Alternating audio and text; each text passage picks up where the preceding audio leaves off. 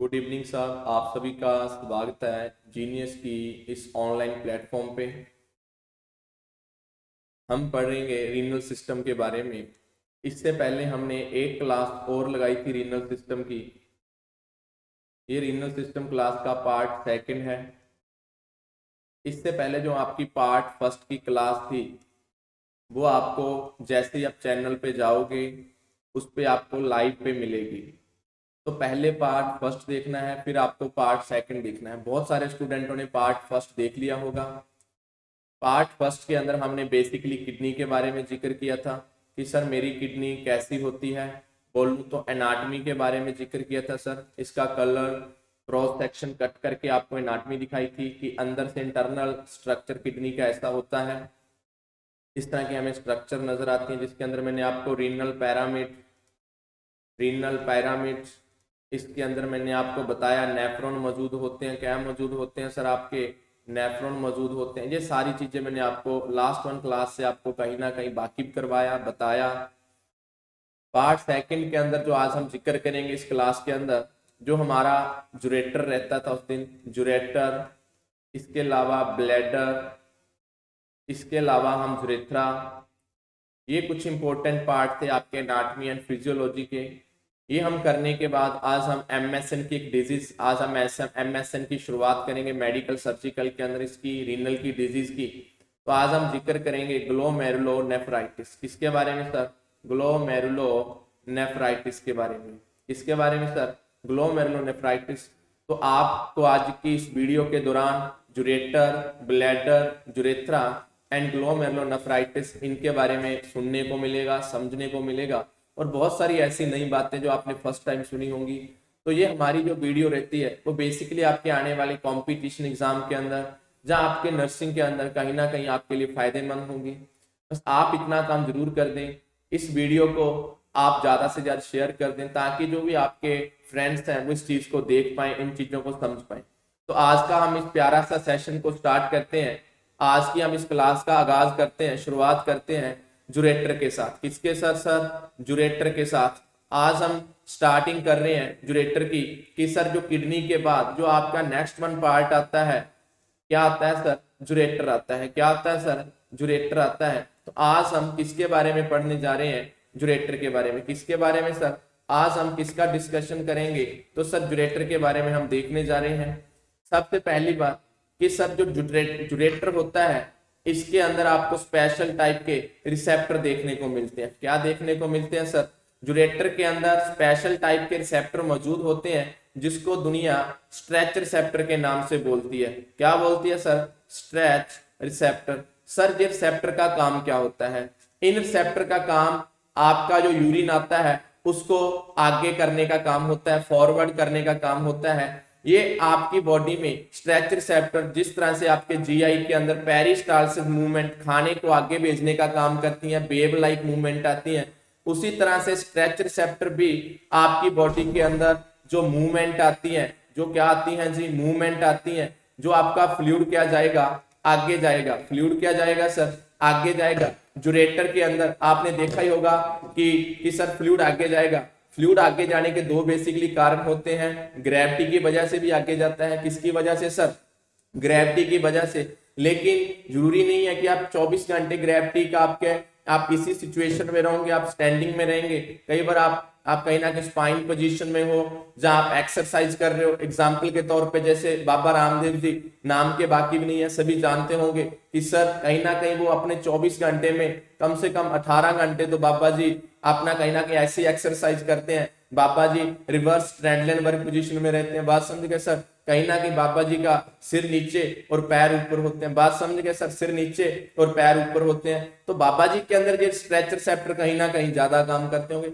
तो मैं ये सारी बातें इसलिए बता रहा हूँ कि स्ट्रेच रिसेप्टर बहुत बार एग्जाम में पूछा गया है कि जुरेटर के अंदर कौन से रिसेप्टर मौजूद होते हैं। तो आपको बोलना है सर जुरेटर के अंदर स्ट्रेच रिसेप्टर मौजूद होते हैं। इनका काम होता है, वेव लाइक मूवमेंट आती है जो आपके यूरिन को, आपके फ्लूइड को आगे लेके जाने का काम करती है। जुरेटर के अंदर मैंने पहला शब्द स्ट्रेच रिसेप्टर बोला। उम्मीद करता हूं, कामना करता हूं आप सभी को ये शब्द समझ आया होगा।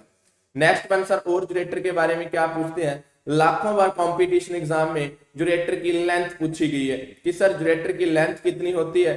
तो आपको बोलना है 25 सेंटीमीटर। कितनी सर? 25 सेंटीमीटर यूरेटर की लेंथ होती है। सर इसका डायामीटर, सर इसका डायामीटर कि सर इसका डायामीटर कितना है, इतना मोटा है, इतना है या इतना है। तो डायामीटर कि सर हमसे डायामीटर भी पूछ सकता है। मैंने बोला जी है, एग्जामिनर है, कुछ भी पूछ सकता है। तो सर डायामीटर कितना होता है? तो मैंने बोला इसका डायामीटर 2 से 2.2 से 2.5 mm होता है। डायामीटर कितना होता है सर? 2 से 2.5 mm होता है। सर इसकी ब्रांचेस भी होती हैं। मैंने बोला यूरेटर इस तरह से होता है और इसकी कुछ ब्रांचेस भी होती हैं, इसकी कुछ ब्रांचेस भी होती हैं। यूरेटर कहाँ से स्टार्ट होता है, ब्रांचेस को समझाने के लिए मैं आपको एक पिक्स दिखाना चाहूंगा, ताकि आप वाक्य में ही यूरेटर की ब्रांचों को समझ पाए कि आखिरकार किडनी के अंदर यूरेटर कहाँ से स्टार्ट हो सकता है।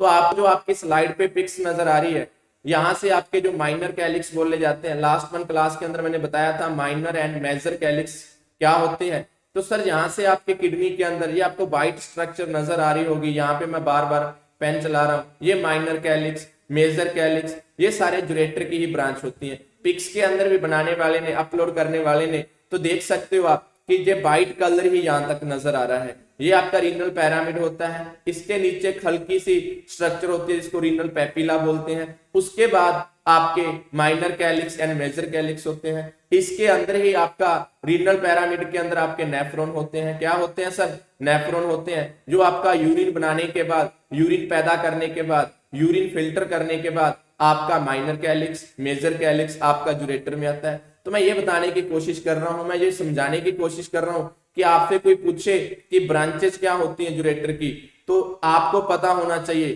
कि सर ब्रांचेस यूरेटर की दो होती हैं, एक माइनर कैलिक्स और एक मेजर कैलिक्स। एक सर क्या होती है? Minor calyx. एक क्या होती है सर? Minor calyx. और दूसरी क्या होती है? Major calyx. तो अभी मैंने आपको क्या बताया? Branches of ureter. तो आपसे ये भी पूछ सकता है कि भाई साहब जो आपकी किडनी होती है, क्या उसके अंदर जो माइनर एंड मेजर कैलिक्स होते हैं ये किसका पार्ट होते हैं? ये वक्तजनों आपके यूरेटर का पार्ट होते हैं। किसका पार्ट होते हैं? यूरेटर का। जैसे आज के टाइम में शादियों का सीजन चल रहा है, कई बार क्या करते हो आप, एक दूसरे के कपड़े ले जाते हो कि लाला एक बार तेरा कहीं ना कहीं एप्रन दे दे, एप्रन दे दो या ब्लेजर दे दे। सर हम मेडिकल के स्टूडेंट हैं, हमें ब्लेजर भी एप्रन की तरह लगता है कि एक बार तेरा ब्लेजर दे दे।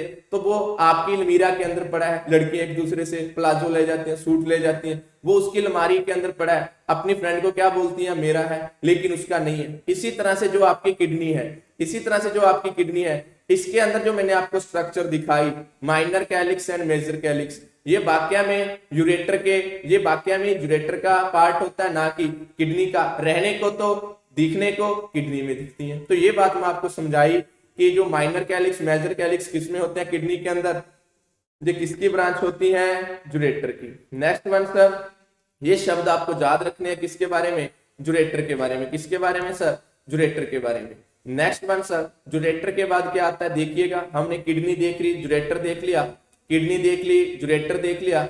उसके बाद सर क्या आता है? ये आपकी किडनी थी, हमने पढ़ ली, किडनी थी पढ़ लिया, यूरेटर के बारे में पढ़ लिया। जिन्होंने क्लास नहीं लगाई है वो क्लास आप जाके प्रीवियस क्लास को देख सकते हो, लाइव के अंदर आपको चैनल पे मिलेगी।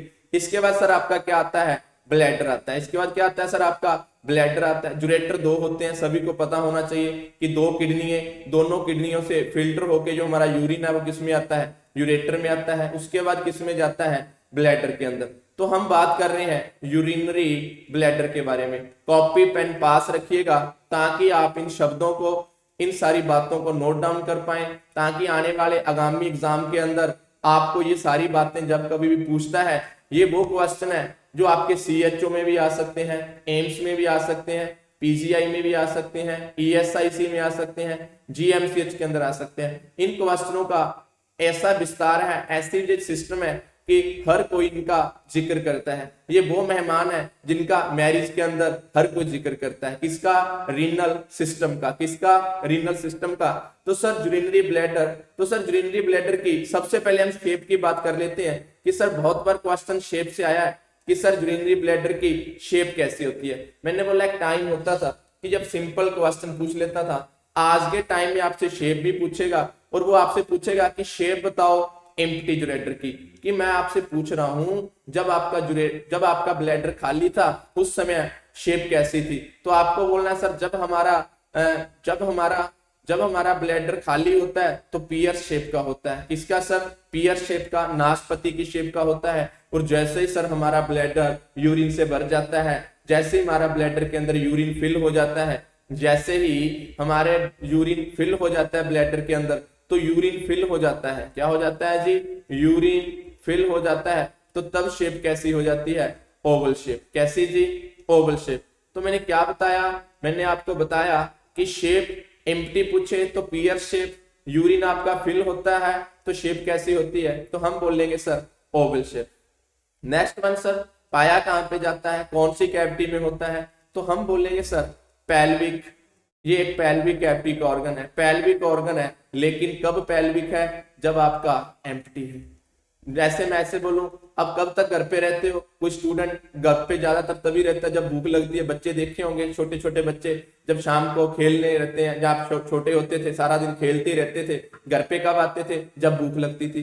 तो ये भी आपकी जब एम्प्टी होता है, खाली होता है, पेल्विक कैविटी में होता है। जैसे थोड़ा सा इसके अंदर आपका यूरिन फिल हो गया, जैसे ही आपका यूरिन फिल हो जाता है तो ये आपकी अब्डोमिनल ऑर्गन बन जाता है। कौन सा सर?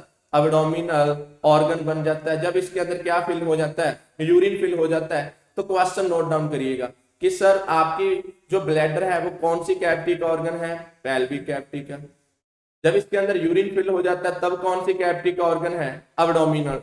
किसका जी? अब्डोमिनल कैविटी का। तो ये शब्द मैं आपको बताने की कोशिश कर रहा हूं। नेक्स्ट वन सर, और क्या पूछ सकता है? और आपसे पूछ सकता है कि ब्लैडर के अंदर कितना यूरिन फिल हो सकता है। तो सर हमसे कोई पूछे ब्लैडर के अंदर कितना यूरिन फिल हो सकता है, तो हम बोलेंगे सर 600 से 800 ml ब्लैडर के अंदर कैपेसिटी है। कैपेसिटी है ना जी, बहुत बढ़िया। जैसे मैं आपकी पूछूं कैपेसिटी क्या है, सर कैपेसिटी तो मैं 6-7 भी खा सकता हूं। जैसे मैरिजों में हमारी कैपेसिटी बन, तो कैपेसिटी में कितनी सर? 600 से 800 ml। लेकिन सर कहीं ना कहीं बस डिजायर कि ठीक है 3-4 खा ली। तो जो आपका ब्लैडर है कैपेसिटी तो इसकी 600 से 800 ml के भक्तजनों, लेकिन जैसे ही इसके अंदर 300 से आपका 400 ml भर जाता है, उसी समय आपको डिजायर होती है, आपका मन करता है, आपके अंदर रिसेप्टर होते हैं ब्लैडर के अंदर, वो ब्रेन को मैसेज करते हैं, आपके ब्रेन को मैसेज करते हैं कि अब तेरे को यूरिन पास आउट करना चाहिए। आपको बॉयडिंग डिजायर होती है। आप क्लास में बोलते हो सर चले जाएं, तो ये बॉयडिंग डिजायर होती है। जब इस समय आप बोलते हो कि सर चले जाएं क्लास से कि बाथरूम करने, तो जब आपका कम से कम 300 से 400 ml फिल हुआ है तब आपको बॉयडिंग डिजायर हुई है। क्या हुई है? तो मैं आपको बता रहा हूं, अभी तक मैंने सबसे पहले यूरेटर का जिक्र किया, यूरेटर के बारे में आपको बताया। अभी मैं किसका बता रहा हूं? यूरिनरी ब्लैडर का। उम्मीद करता हूं आप इन शब्दों को सुन रहे होंगे। बस आप इस वीडियो को शेयर जरूर कर दें ताकि आपके और फ्रेंड्स भी देख सकें, वो स्टूडेंट जरूर दे सकें वाकई में जिसको इस चीजों की जरूरत है, जो अभी तक वाकिफ नहीं है। बात समझे? 300 से 400 ml। तो आप किसी को स्टूडेंट को एकेडमी ज्वाइन करनी है, कोई इंटरेस्टेड है कि हाँ सर मैं गवर्नमेंट जॉब लगना चाहता हूँ, तो आप आइएगा एकेडमी। पूरी फैकल्टी रहती है यहाँ पे, हमारा बैच चल रहा है, अभी बैच स्टार्ट हुआ है, तो आप उस बैच को ज्वाइन करके आप नर्सिंग में आने वाले नर्सिंग ऑफिसर्स एग्जाम के लिए अपनी प्रेपरेशन स्टार्ट करते हो। यहाँ पे आपको नर्सिंग के साथ साथ हरियाणा जी के मैथ, रीजनिंग, ये हमारा पूरा टीचर्स का कॉम्बो रहता है। तो आप आइएगा एकेडमी, ज्वाइन करिएगा। तो सर ये सारी बातें बता रहा हूँ कि आपका ब्लैडर ऐसा होता है, कलर है, आपके ब्लैडर की कैपेसिटी इतनी है, इस कैविटी का ऑर्गन है। ठीक है सर, तो ये आपको मैंने कुछ ब्लैडर के बारे में शब्द बताए। नेक्स्ट वन सर, ब्लैडर में बारे में बताया। अब कुछ बच्चों से काफी बार बच्चे बोल देते हैं कि सर यूरिन के बारे में, तो अब हम साथ ही साथ यूरिन के बारे में देख लेते हैं कि यूरिन का कलर कैसा होता है, यूरिन आखिरकार होता कैसा है, कलर कैसा होता है, उसके बारे में। तो क्वेश्चन नोट डाउन करिएगा कॉपी पे। सर यूरिन का कलर आपसे पूछे अंबर जेलो कलर, कैसा सर? अंबर जेलो। मुहावरा सुना होगा, नीला है अंबर पीतांबर। इस तरह से जब छोटे होते थे हिंदी वाली मैडम आपको कराती होगी, नीला है अंबर पीतांबर। Sir odour smell. तो सर आपसे पूछे स्मेल कैसी होती है यूरिन की, तो आपको बोलना है specific aromatic specific aromatic adore. Aroma का परफ्यूम आता है उस तरह की अरोमेटिक। सर सच में, अरे मैं तो बस बोल रहा हूँ याद रखने के लिए, अरोमा के परफ्यूम जैसी। सर पीएच 4.6 से 8.0, 4.6 से 8.0।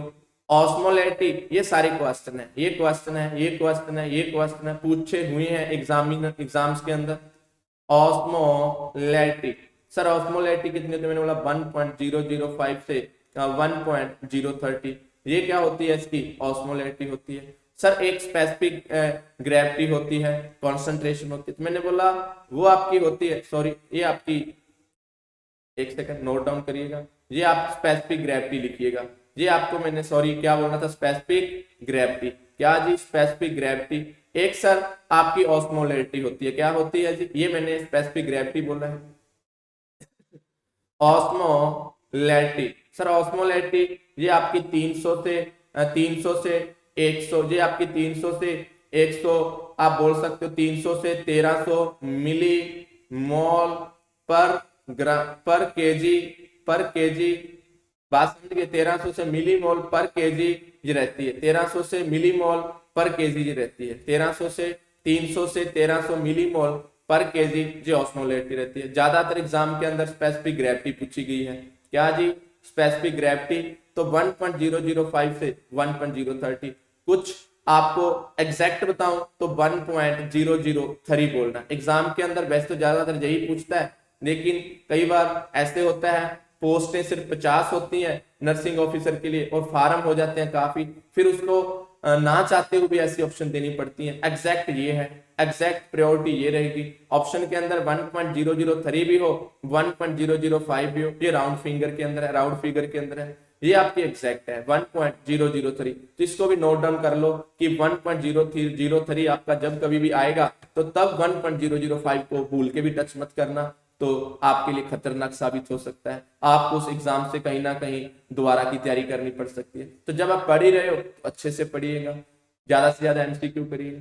तो हम आपकी भी क्लासेस रहेगी एमसीक्यू की, पहले हम इन चीजों की थ्योरी करेंगे जो भी है, फिर उसके बाद एक क्लास हमारी एमसीक्यू की, जितना हो सका हम उतना आपको करवाएंगे। बाकी आप और करना चाहते हो तो हमारी ऑफलाइन क्लासेस रहती है, वहां पे पूरी फैकल्टी है, हर टीचर आपको अलग अलग सब्जेक्ट का आपको मिलेगा वहां पे। तो सर ये मैंने आपको यूरिन के बारे में बताया, मैंने आपको यूरिनरी ब्लैडर, आपको मैंने कहीं ना कहीं यूरेटर के बारे में बताया। अब मैं किसके बारे में बता रहा हूँ? यूरेथ्रा के बारे में। किसके बारे में सर? यूरेथ्रा के बारे में। फीमेल का यूरेथ्रा शॉर्ट होता है, मेल का यूरेथ्रा लॉन्ग होता है। मेल के यूरेथ्रा के 3 टाइप होते हैं। जो मेल में यूरेथ्रा होता है उसके कितने टाइप होते हैं सर? 3 टाइप। सर समझे नहीं, मैं आपको डायग्राम दिखाता हूँ, सब समझ जाओगे। आपके सामने अभी डायग्राम आएगा आपकी स्लाइड पे, तो आप समझ जाओगे कि सर इस चीज के बारे में बता रहे हैं कि ये 3 टाइप का होता है। ये आपका ब्लैडर है। ब्लैडर का जैसे ही एंड होता है, नीचे वाला हिस्सा ब्लैडर का, वहां से आपका एक स्ट्रक्चर स्टार्ट होती है जिसको दुनिया क्या बोलती है सर? जिसको दुनिया यूरेथ्रा बोलती है। क्या बोलती है सर? यूरेथ्रा। इसके 3 टाइप होते हैं। एक बिल्कुल मेनली 3 टाइप, एक बिल्कुल जो आपका ब्लैडर का एंड होता है, यहाँ पे एक ग्लैंड पाई जाती है, सभी को पता होगा, प्रोस्टेट ग्लैंड। तो आप याद रख सकते हो जो वहां वाला एरिया होता है किसका?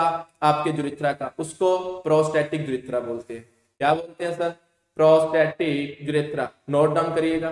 ब्लैडर के नीचे प्रोस्टेट ग्लैंड होती है, वहां वाला जो एरिया है उसको प्रोस्टेटिक यूरेथ्रा बोलते हैं। आगे जाके सर आपका ये आगे वाली जो आपका लेयर आती है उसको मेम्ब्रेनस यूरेथ्रा बोलते हैं।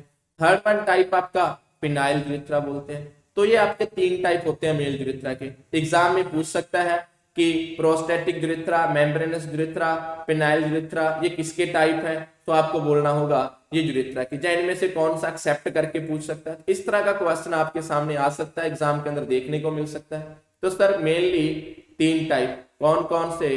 प्रोस्टेटिक यूरेथ्रा, उम्मीद करता हूं आप सभी समझ पा रहे होंगे। प्रोस्टेटिक यूरेथ्रा कौन सा sir? Prostatic urethra. Second one sir membranes urethra, कौन सा सर?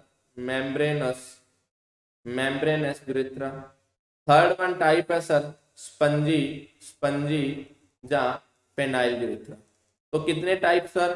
3 टाइप। किसके? यूरेथ्रा के। Prostatic urethra, membranes urethra and spongy urethra. Next one sir आपका यूरेथ्रा से सर यूरिन ही आता है क्या? Only urine? मैंने बोला नहीं, जो आपका स्पर्म है, जो आपके स्पर्म है, या जिसको दुनिया सीमन बोल देती है, स्पर्म बोल देते हैं, सीमन बोल देते हैं, ये भी आपके यूरेथ्रा से आते हैं। सर दोनों ही, मैंने बोला हाँ, बस एक खासियत है, एक टाइम में जहां तो आपका यूरेथ्रा या सीमन आएगा यूरेथ्रा से, जहां आपका एक टाइम के अंदर आपका यूरिन आएगा। तो एक टाइम के अंदर एक काम, जहां तो यूरिन जहां सीमन, जहां तो यूरिन आएगा जहां आपका सीमन आएगा, किससे, यूरेथ्रा से। तो आप लिख सकते हो, इसी लाइन को लिख सकते हो, नोट डाउन कर सकते हो, urethra is the common passage for urine and semen। Urethra is the common passage for urine and semen। तो मैंने क्या बोला कि यूरेथ्रा से ही आपका यूरिन आएगा, यूरेथ्रा से सीमन आएगा, शर्त है, कंडीशन अप्लाई है, एक टाइम में एक ही आएगा, जहां तो यूरिन आएगा, जहां जिसको दुनिया स्पर्म जहां सीमन बोल देती है। आपने बोला सर ठीक है, इस चीज को हमने नोट डाउन किया। इसके अलावा जो आपका यूरेथ्रा होता है, इसके दो स्फिंक्टर होते हैं, ये मैं आपके सामने बनाना चाहूंगा। ये आपका ब्लैडर है, यहां से आपका यूरेथ्रा स्टार्ट हो गया। एक ये स्फिंक्टर होता है, गेट बोल सकते हो, एक ये गेट होता है, इसको इंटरनल स्फिंक्टर बोलते हैं। सॉरी, इसको क्या बोलते हैं, आपका इंटरनल, क्या, इंटरनल यूरेथ्रल स्फिंक्टर क्या बोलते हैं सर, इंटरनल यूरेथ्रल स्फिंक्टर बोलते हैं। इसको सर एक्सटर्नल यूरेथ्रल स्फिंक्टर बोलते हैं। सर आखिरकार इनका क्या खेल है, क्या काम है, तो मैंने बोला ये जो इंटरनल यूरेथ्रल स्फिंक्टर और एक्सटर्नल यूरेथ्रल स्फिंक्टर है, ये आपका कंट्रोल करते हैं कब यूरिन भेजना है, कब आना है, ये आपका ब्रेन। जो इंटरनल यूरेथ्रल, जो आपके एक्सटर्नल है, ये आपके चाइल्ड एज के अंदर, ये तो बाय बर्थ ही डेवलप होते हैं, बाय बर्थ मेच्योर होते हैं, डेवलप होते हैं। चाइल्ड के अंदर जो एक्सटर्नल स्फिंक्टर है, ये कहीं ना कहीं डेवलप नहीं होते, चाइल्ड के अंदर एक्सटर्नल स्फिंक्टर डेवलप नहीं होते।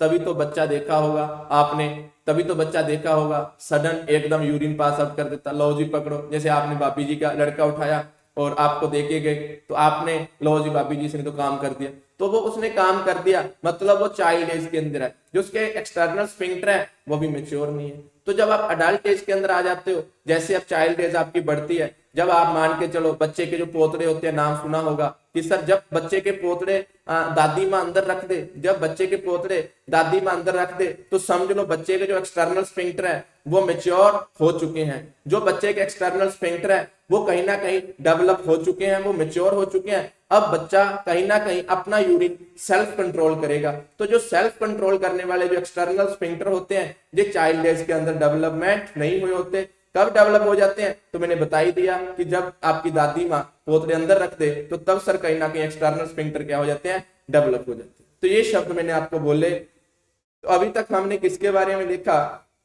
सर, हमने देखा यूरेटर के बारे में, हमने देखा ब्लैडर के बारे में, और हमने देखा यूरेथ्रा के बारे में।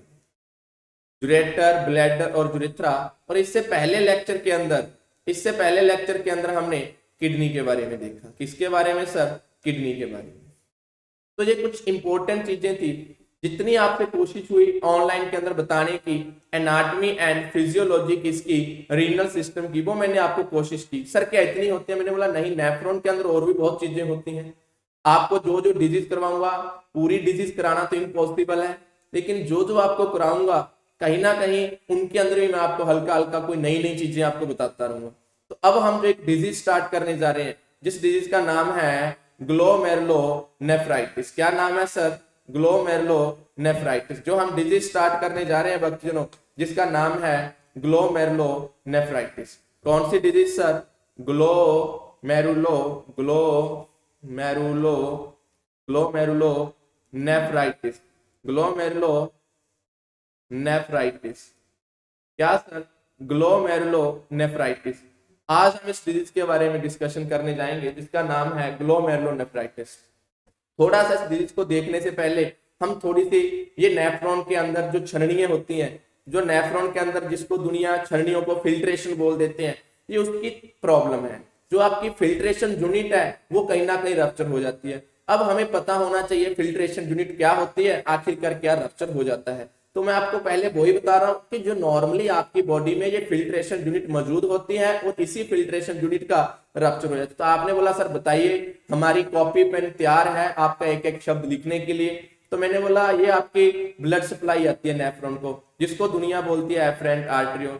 जैसे ही आपकी एफरेंट आर्टरी के बाद क्या आती है, कैपिलरीज आती हैं, फिर आपके जाके क्या आ जाता है, इफरेंट आर्टरियो। क्या सर, इफरेंट आर्टरियो।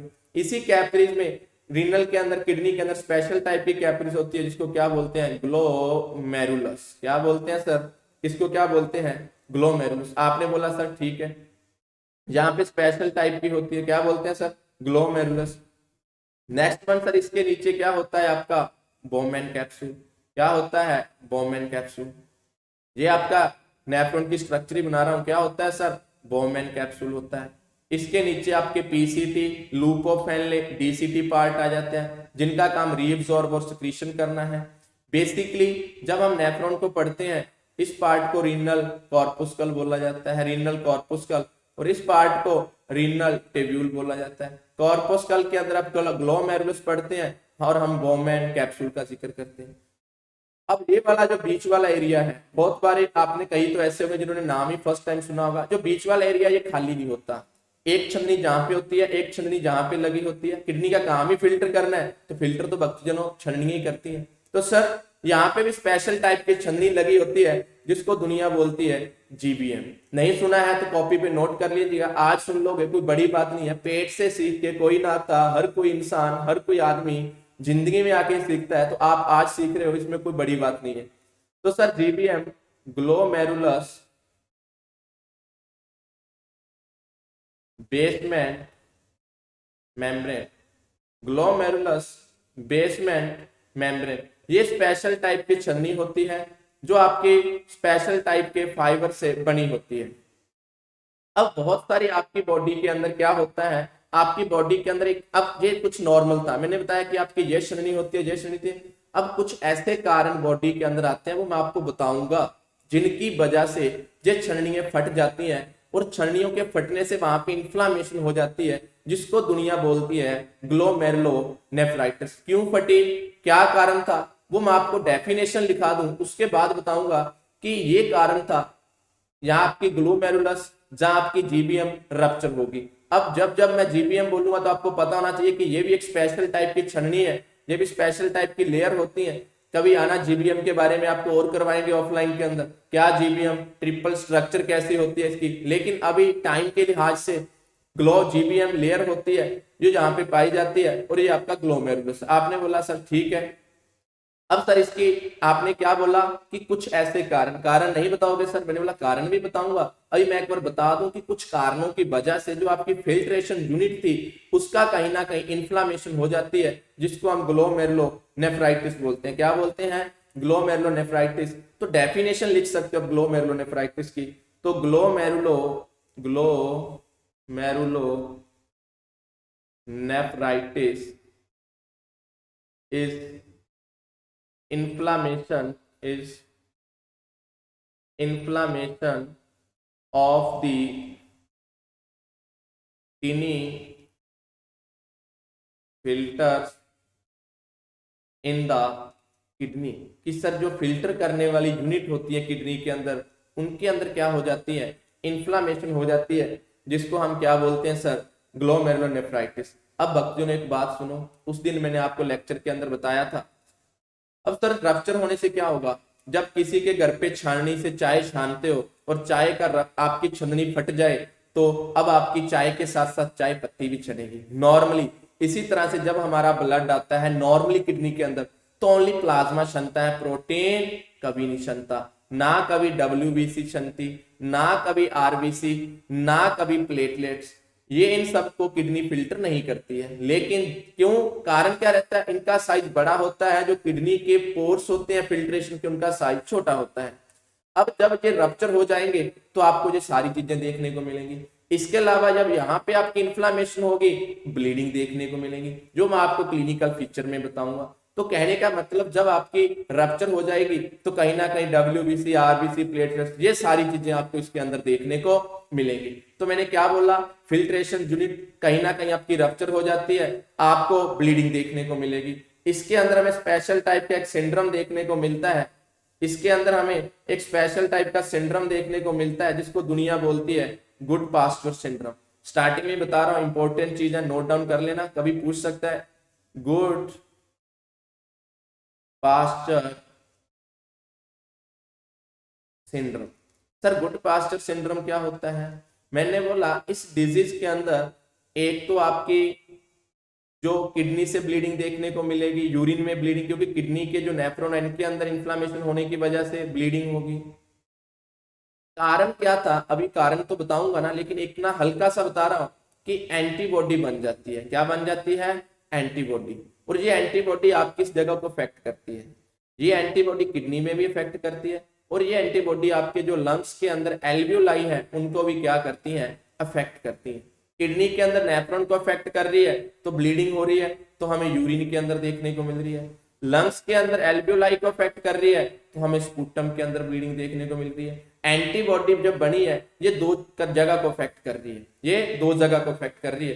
तो आपके एक तो स्पूटम में ब्लीडिंग आएगी, एक यूरिन में। तो सर गुड पॉस्चर सिंड्रोम का मतलब होता है कि हमें दो जगह से ब्लीडिंग देखने को मिलती है। हमें एक तो स्पूटम से, जिसको दुनिया हीमोपटाइसिस बोल देती है, क्या sir? हीमोपटाइसिस।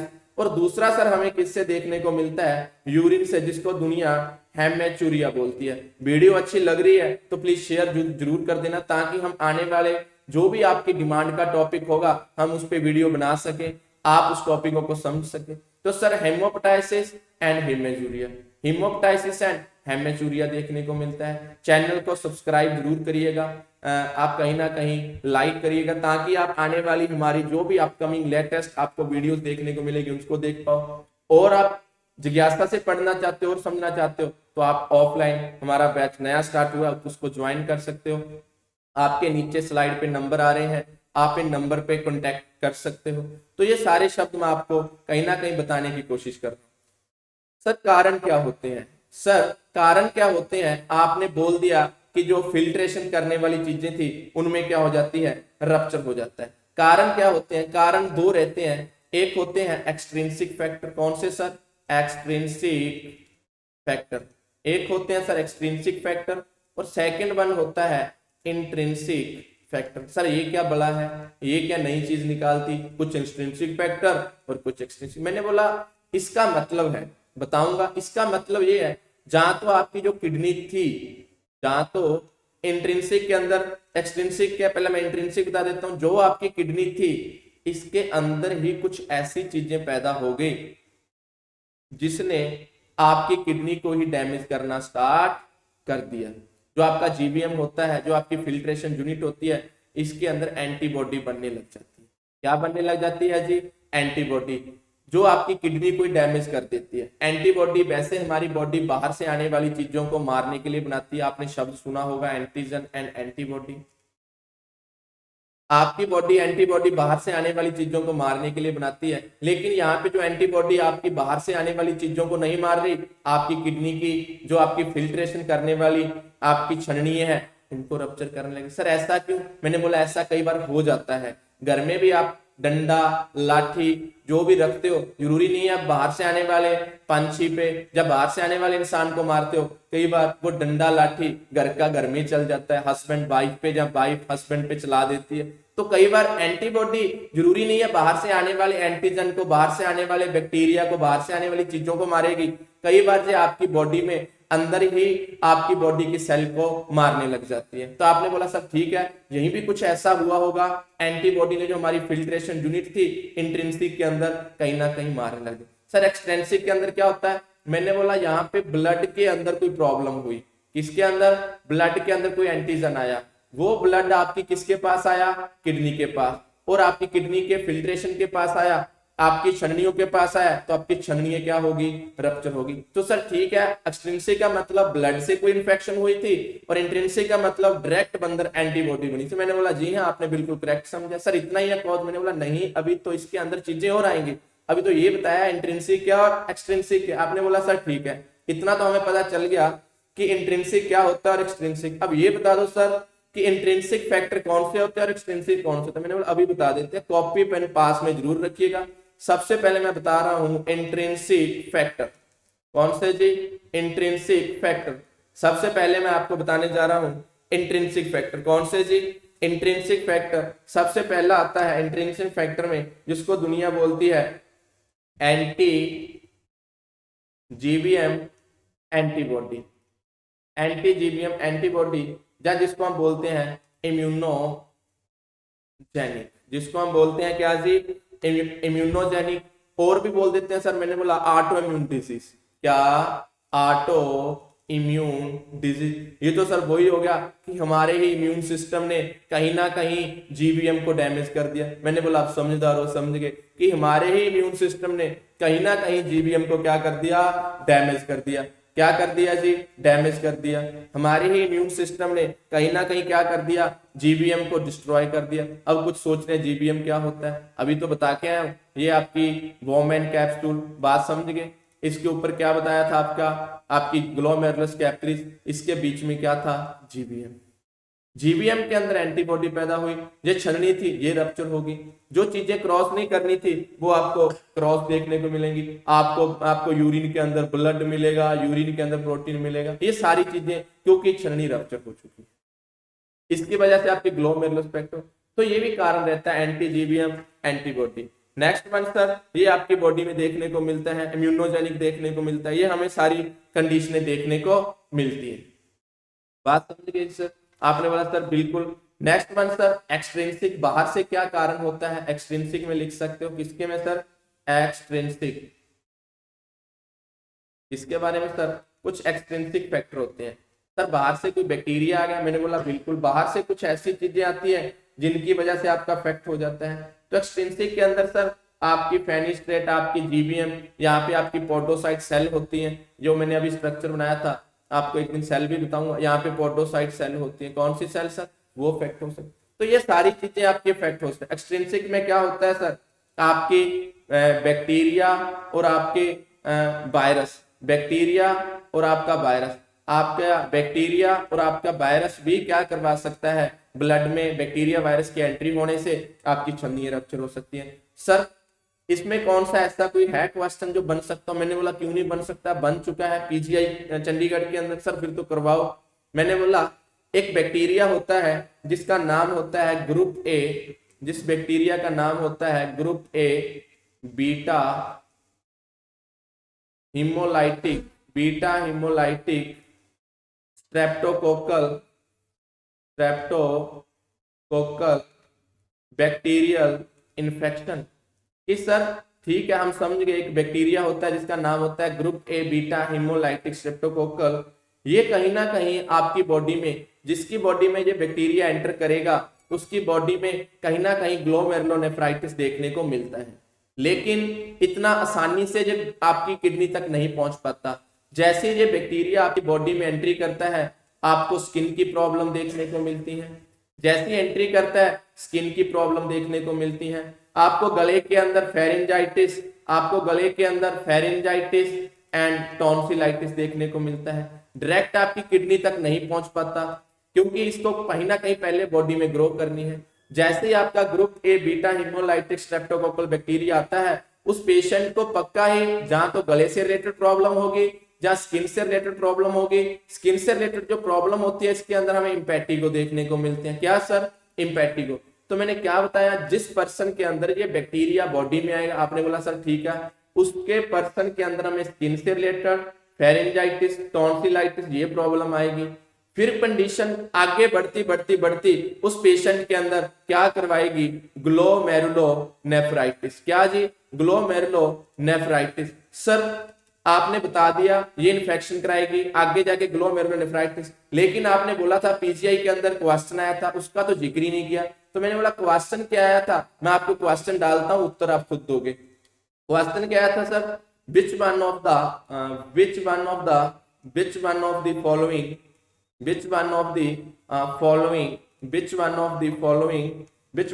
following disorder can cause glomerulo which one of the skin लिख सकते हो, which one of the skin disorder can cause glomerulonephritis। Sir कौन सा स्किन डिसऑर्डर है जो ग्लोमेरुलोनेफ्राइटिस करा सकता है, उत्तर क्या आएगा, इम्पैटिगो। उस पर्सन को कहीं ना कहीं इम्पैटिगो हुआ होगा, बाद में क्या होगा, ग्लोमेरुलोनेफ्राइटिस। क्वेश्चन ऐसे भी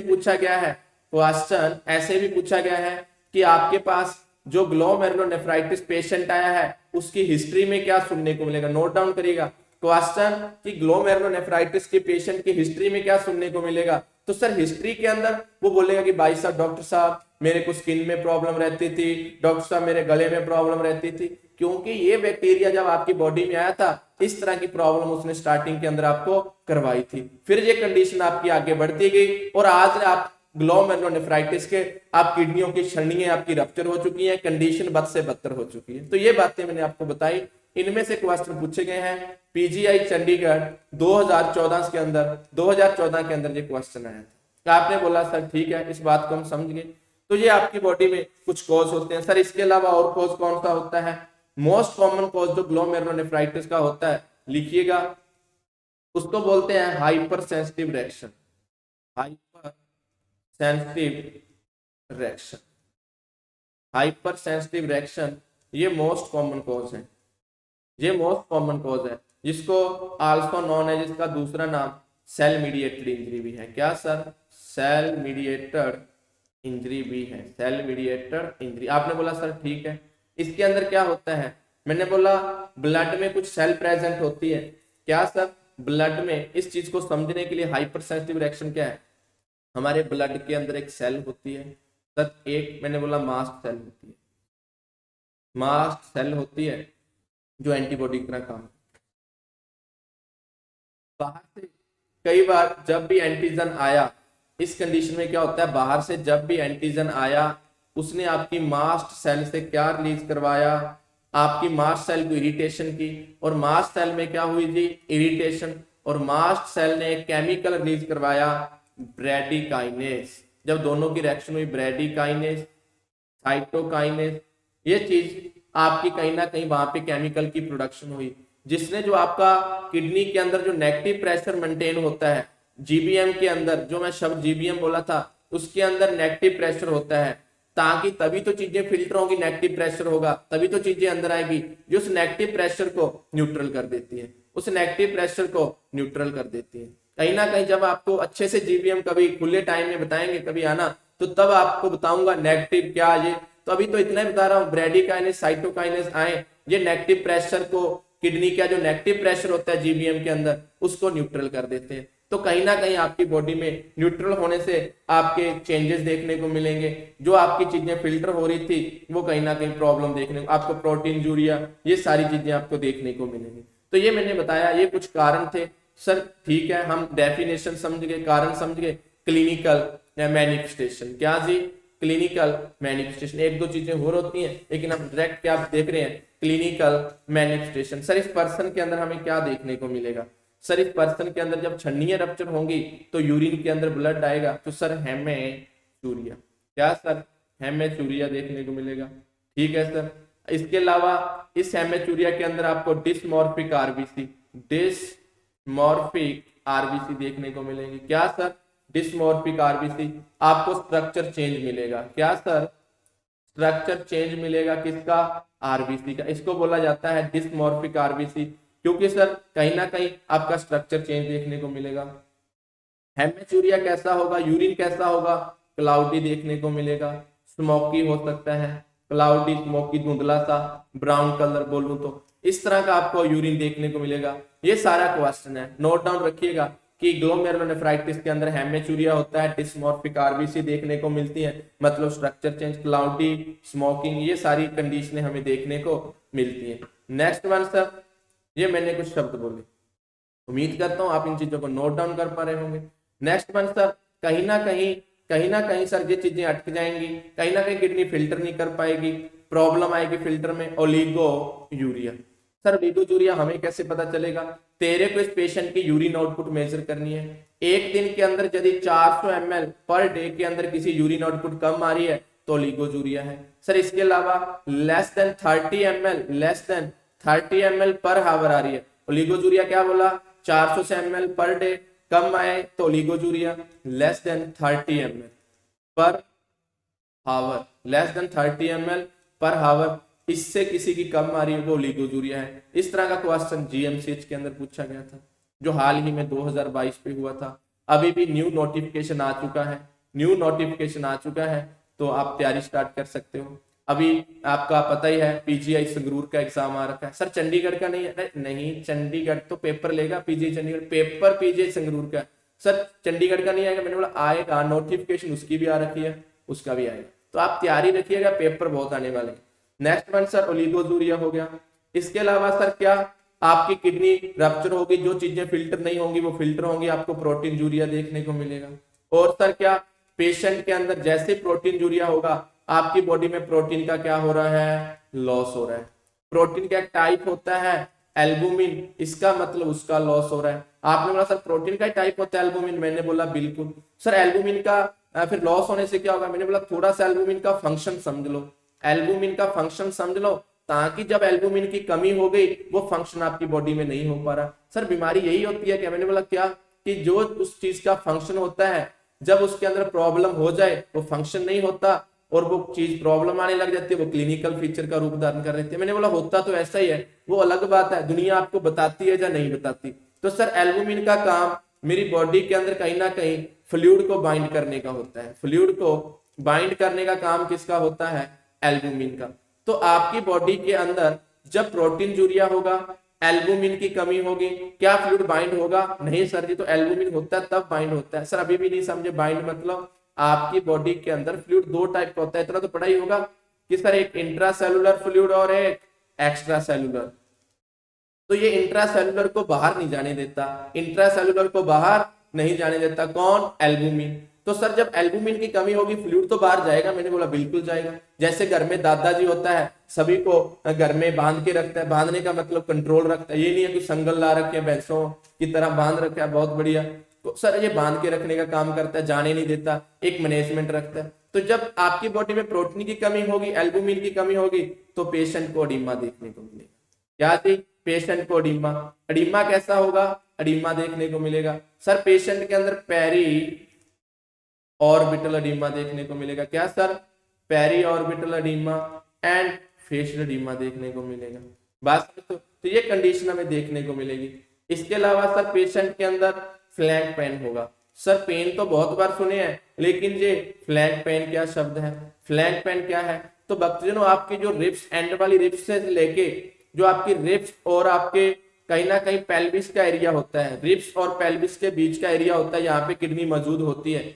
जब जब किडनी में प्रॉब्लम आती है तो तब तब इस एरिया में दर्द होता है। इस एरिया को बोला जाता है फ्लैंक रीजन। कौन सा जी, फ्लैंक रीजन। क्या सर, जो आपके रिब्स और आपके पेल्विक के बीच का जो एरिया होता है इसको फ्लैंक रीजन बोला जाता है। जब जब आपकी किडनी की प्रॉब्लम आती है, ज्यादातर इन कंडीशनों में जहां पे पेन होता है, जब इन फ्लैंक रीजन में पेन हो रहा है तो हमने बोल दिया फ्लैंक पेन। तो मैंने आपको ये बताया फ्लैंक का मीनिंग क्या होता है, फ्लैंक रीजन होता है सर जब जहां पे पेन ज्यादातर कंडीशनों में कब देखने को मिलता है, किडनी से रिलेटेड। इसके अलावा सर और क्या होगा, पेशेंट के अंदर फ्लूइड बढ़ रहा है, हाइपरटेंशन होगा, एनोरेक्सिया, नोजिया, वॉमिटिंग होगी। और सर क्या होगा, पेशेंट के अंदर फीवर होगा। क्या होगा सर, फीवर होगा, क्योंकि आपकी बॉडी में बैक्टीरिया वायरस एंटर कर रहे हैं। ये बैक्टीरिया वायरस आपकी बॉडी के अंदर स्पेशल टाइप के केमिकल पैदा करते हैं। ये केमिकल आपकी बॉडी के अंदर कहीं ना कहीं हाइपोथैलेमस को अफेक्ट करते हैं। किसको सर, और हाइपोथैलेमस को अफेक्ट करते हैं तो आपकी बॉडी में इंक्रीज क्या हो जाता है, टेम्परेचर। क्या इंक्रीज हो जाता है जी, टेम्परेचर। इसके अलावा सर और क्या देखने को मिलेगा, और सर हमें इस पर्सन के अंदर आपको और पर्सन के अंदर कहीं ना कहीं ब्लड यूरिया नाइट्रोजन देखने को मिलेगा। इंक्रीज ब्लड यूरिया नाइट्रोजन का लेवल बढ़ा हुआ मिलेगा। ब्लड यूरिया नाइट्रोजन का लेवल बढ़ने को बोला जाता है एजोटीमिया। सर क्या होता है एजोटीमिया, मैंने बोला इंक्रीज ब्लड यूरिया नाइट्रोजन। कितने से बढ़ जाए, मैंने बोला 10 से 20 मिलीग्राम पर डेसीलीटर नॉर्मल वैल्यू होती है किसकी, ब्लड यूरिया नाइट्रोजन की। इससे ज्यादा हो जाएगा उसको दुनिया बोलती है कि आपकी बॉडी में ब्लड यूरिया नाइट्रोजन का लेवल बढ़ चुका है, जिसको दुनिया बोलती है एजोटीमिया। और सर आपकी बॉडी में सीरम क्रेटानिन बढ़ जाएगा। क्या बढ़ जाएगा सर, सीरम क्रेटानिन बढ़ जाएगा। क्या बढ़ जाएगा सर, उसकी बॉडी के अंदर कहीं ना कहीं सीरम क्रेटानिन बढ़ जाएगा। और सर इसके अलावा मैंने बोला और उसकी बॉडी में यूरिक एसिड बढ़ेगा। क्या बढ़ेगा, सीरम क्रेटानिन। इसका पता चलता है रीनल फंक्शन टेस्ट से, गोल्डन मार्कर टेस्ट है, आरएफटी के अंदर गोल्डन मार्कर टेस्ट है क्रेटानिन। बात समझते हो, ये पता चलता है किडनी रीनल फंक्शन टेस्ट है, रीनल फंक्शन टेस्ट, ये गोल्डन मार्क टेस्ट है। तो किसी के अंदर किडनी ठीक से काम कर रही है या नहीं कर रही, उसकी बॉडी में क्रिएटिनिन का लेवल देखा जाता है। क्रिएटिनिन का लेवल बढ़ रहा है तो आपकी बॉडी, आपकी किडनी इसका मतलब ठीक से काम नहीं कर रही। इसके अलावा ये मैंने कुछ बातें बताई, आपकी बॉडी में ये सारी कंडीशनें देखने को मिलती हैं। इसके अलावा सर और क्या, और सर आप क्या कर सकते हो, डायग्नोस्टिक एवेल्युएशन कर सकते हो, हिस्ट्री कलेक्शन करिएगा, पेशेंट की बातें सुनिएगा, क्या बोल रहा है डॉक्टर साहब, यूरिन ऐसा आ रहा है, ये प्रॉब्लम हो रही है ये बॉडी के अंदर, और कुछ आप ऑब्जेक्टिव देखिएगा, आपको एडीमा देखने को मिलेगा, फेशियल एडीमा देखने को मिलेगा, पेरी ऑर्बिटल एडीमा देखने को मिलेगा, ये आप ऑब्जर्व कर रहे हो। कुछ पेशेंट आपको बातें बताएगा, अपनी दिल की बातें दुख रहे सुनाएगा इस बीमारी से रिलेटेड, और कुछ नहीं, क्या इस बीमारी से रिलेटेड जो उसको हो रहा है, जो उसने देखा, जो उसकी बॉडी में फील हो रहा है, वो सारी बातें आपसे शेयर करेंगे। वो आपकी पेशेंट की हिस्ट्री है। हिस्ट्री और ऑब्जेक्टिव डाटा आपको कहीं ना कहीं डिजीज को पहचानने में मदद करेगा। इसके अलावा सर और क्या कर सकते हैं, तो मैंने बोला और आप यूरिन एनालिसिस कर सकते हो। क्या कर सकते हो सर, यूरिन एनालिसिस, ताकि आपको पता चले क्या चेंजेस आ रहे हैं यूरिन के अंदर। बात समझ गए जी, यूरिन चेंज चेक कर सकते हो, यूरिन कल्चर कर सकते हो, ये सारी बातें मैंने बोली। इसके अलावा आप स्पूटम कल्चर कर सकते हो। क्या सर, स्पूटम कल्चर कर सकते हो। तो ये सारे शब्द मैंने आपको बोला। और क्या कर सकते हो सर, आप पेशेंट के अंदर सीआरपी कर सकते हो, जिसको सी रिएक्टिव प्रोटीन बोला जाता है। बात समझ गए, ये इंक्रीज होता है तो इसका मतलब पेशेंट के अंदर इन्फेक्शन है। सी रिएक्टिव प्रोटीन किस चीज को बताता है, इन्फेक्शन को बताता है। रीनल बायोप्सी कर सकते हैं। क्या कर सकते हो, रीनल बायोप्सी, रीनल बायोप्सी कर सकते हो, आपको पता चल जाएगा, एक्यूरेसी आएगी। बात समझते हो, ये आपको परक्यूटेनियसली लिया जाता है, यूजुअली डन, लिख देता हूं कुछ बायोप्सी में, यूजुअली डन परक्यूटेनियसली। आपने बोला सर ठीक है। सर पोजीशन कौन सी होती है रीनल बायोप्सी के समय, बता रहा हूं। तो sir during procedure prone position होती है। कौन सी थी, prone with a pillow, with a pillow under a abdomen and shoulder, pillow लगाया जाता है अबडोमेन एंड शोल्डर के नीचे। तो ये आपकी उसकी रीनल बायोप्सी के समय उसकी क्या होती है सर, पोजीशन होती है। तो सर दवा क्या देंगे, तो दवा मैंने बोला जिस कारणों से हो रहा है उन कारणों को दूर करेंगे।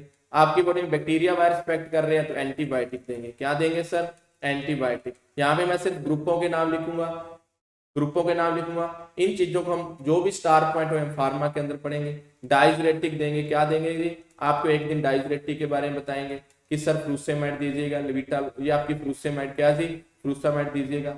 और आप बीपी को कम करने के लिए आप बीटा ब्लॉकर्स, ये सारे ये दवा दे सकते हो। तो सर एनाल्जेसिक, क्या जी, पेन को कम करने के लिए एनाल्जेसिक देंगे। तो ये सारे ग्रुप आते हैं। नेक्स्ट वन सर, ये हम दवा देंगे, एंटी हाइपरटेंसिव देंगे, एंटी हाइपरटेंसिव देंगे, बहुत सारी दवा आते हैं, beta blocker, calcium channel blocker, बात समझते हो, बहुत सारी दवा है, beta blocker, calcium channel blocker, बात समझिए, ये सारी हम दवा देंगे। इसके अलावा एसी इनहिबिटर्स देंगे। क्या देंगे, ACE inhibitors, angiotensin converting enzyme, losartan, आप कहीं ना कहीं नालाप्रिल, कैप्टोप्रिल, लिजनोप्रिल, ये सारी दवा हम उस पेशेंट को देंगे। आप कहीं ना कहीं फार्मा के अंदर जिक्र करें। मेन सर ये दवा का मैनेजमेंट हो गया। इसके अलावा सर हम क्या करेंगे, डाइट प्लान। क्या करेंगे, आपको यदि फार्मा की वीडियो देखने चाहते हो, कुछ पूरी तो इम्पॉसिबल है, मैं पहले बता चुका हूँ, बात समझते हो, लेकिन फिर भी आप देखना चाहते हो तो कमेंट करके बताइए कि सर ये वीडियो बनाओ आप, ताकि हम और देखना चाहते हैं। तो सर डाइट प्लान स्टार लगा के लिखो, किडनी की प्रॉब्लम है, पता है, लो प्रोटीन डाइट दो। क्या दो sir, low protein, high calorie and fluid restriction कर दो। किडनी पहले ही प्रॉब्लम में है, फ्लूइड निकाल नहीं रही है, फ्लूइड क्या कर दो, रिस्ट्रिक्शन कर दो। ये बीमारी को ठीक नहीं किया तो आगे और बीमारियों को जन्म देगी, कॉम्प्लिकेशन देखने को मिलेगा, नेफ्रोटिक सिंड्रोम। क्या देखने को मिलेगा सर, नेफ्रोटिक सिंड्रोम। और सर एक्यूट रीनल फेलियर, कचरा बढ़ रहा है किडनी के अंदर, और सर किडनी कहीं ना कहीं फिल्टर नहीं कर रही तो आपके कहीं ना कहीं लोड बढ़ रहा है, हार्ट से आगे ब्लड नहीं जा रहा, किडनी फिल्टर नहीं कर रही तो आपके कहीं ना कहीं आपकी वेसल्स के अंदर लोड बढ़ रहा है, ये लोड आपके हार्ट तक आएगा, हार्ट को पंप करने में प्रॉब्लम आएगी तो आपका हार्ट फेल हो सकता है। कंजेशन होने की वजह से आपका हार्ट फेल हो सकता है, हार्ट फेल हो सकता है, आपको लंग्स के अंदर पल्मोनरी एडिमा देखने को मिल सकता है। बात समझ, तो ये सारी कंडीशनें हमें उस पेशेंट के अंदर देखने को मिल सकती है। इसके अलावा सर नर्सिंग मैनेजमेंट, इसके अलावा नर्सिंग मैनेजमेंट, ये कॉम्प्लिकेशन थी, कंडीशन ठीक नहीं करोगे तो बीमारी आगे बढ़ती जाएगी, बॉडी से फ्लूइड बाहर नहीं निकलेगा, बॉडी के अंदर बढ़ता जाएगा, हार्ट को जोर लगाना पड़ेगा पंप करने के लिए, हार्ट को क्या लगाना पड़ेगा, जोर, आगे फ्लूइड बढ़ रहा है, हार्ट को ज्यादा जोर लगाना पड़ेगा, कितनी देर तक जोर लगाएगा, एक दिन कंडीशन ऐसे आती है हार्ट बीट पड़ जाता है, जोर लगा लगा के और इतना ज्यादा फ्लूइड हो जाता है हार्ट अपना ब्लड आगे भेज ही नहीं पाता और हार्ट के अंदर ब्लड भरने लग जाता है। ये सारी बातें हमें देखने को मिलती है। तो सर नर्सिंग एक्शन क्या, नर्स क्या करेगी, तो नर्स का पहला काम है असेसमेंट क्या करना, एयरवे की पेटेंसी चेक करेगी। नेक्स्ट वन जो मेन काम होता है किडनी के पेशेंट के अंदर, नर्स का वेट लेना, डेली चेक करना किसको, डेली मेजर करना किसको सर, वेट को, साथ साथ में क्या लेगी, आपके वाइटल साइन लेगी, लेकिन वेट इंपॉर्टेंट है, बहुत बार पूछा गया है। नेक्स्ट वन सर, इसके अलावा उस पर्सन के अंदर हमें बाउंडिंग पल्स देखने को मिलेगी, स्टार बातें बता रहा हूँ, बाउंडिंग पल्स देखने को मिलेगी। फ्लूइड ओवरलोड के अंदर जब जब आपकी बॉडी में फ्लूइड ओवरलोड होता है, क्या होता है जी, फ्लूइड ओवरलोड होता है, तब तब हमें क्या देखने को मिलती है, बाउंडिंग पल्स देखने को मिलती है। तो ये एक बात का साइन है बाउंडिंग पल्स, क्या आपकी बॉडी में फ्लूइड क्या हो रखा है, ऑर्बिटल हो रखा है, आपकी बॉडी में फ्लूइड ओवरलोड हो रखा है, आपकी बॉडी में सेंट्रल वेनस प्रेशर, जो आपकी वेन है इनके अंदर प्रेशर बढ़ जाएगा। बात समझते हो, ये सारी चीजें हो रही हैं, आपको मिल रही हैं, तो आप हेल्थ केयर प्रोवाइडर को इन्फॉर्म करिएगा, फिजिशियन को इन्फॉर्म करिएगा। इसके अलावा sir sodium and water restriction करिएगा, सोडियम एंड वाटर रिस्ट्रिक्शन करिएगा, सोडियम एंड वाटर रिस्ट्रिक्शन करिएगा, क्योंकि पहले ही बीपी की समस्या हो रही है, फ्लूइड बढ़ रहा है। तो सर इसके अलावा नर्स मॉनिटर करती रहे, नर्स पेशेंट के अंदर मॉनिटर करती रहे किडनी के फंक्शन, हार्ट के फंक्शन, रेस्पिरेटरी के, और पेशेंट को सीजर ना आ जाए, ब्लड यूरिया नाइट्रोजन, ये सारा पेस्ट बढ़ने की वजह से। तो आज का ये हमारा टॉपिक था जिसका नाम था ग्लोमेरुलोनेफ्राइटिस, जिसका नाम था ग्लोमेरुलोनेफ्राइटिस। आज की क्लास में इतना ही। आप सभी का आज की क्लास लेने के लिए धन्यवाद। कमेंट करके जरूर बताएं क्लास कैसी लगी, ताकि हम आपके लिए और बहुत सारे टॉपिकों पे क्लास बना सकें। और आप ऑफलाइन एकेडमी में आना चाहते हो तो आप हमारा बैच ज्वाइन कर सकते हो, आप बैच ज्वाइन कर सकते हो, ताकि आप आने वाले समय में जो नर्सिंग ऑफिसर्स के एग्जाम आने वाले हैं, आप उनके लिए अपने आप को तैयार कर सकें, अपनी कमर कस लें, तैयार हो जाएं। आगे आने वाले समय में बहुत सारे नर्सिंग ऑफिसर्स के, गवर्नमेंट के जॉब के एग्जाम आने वाले हैं। तो आप सभी का आज की क्लास लेने के लिए धन्यवाद। तो थैंक्स सभी।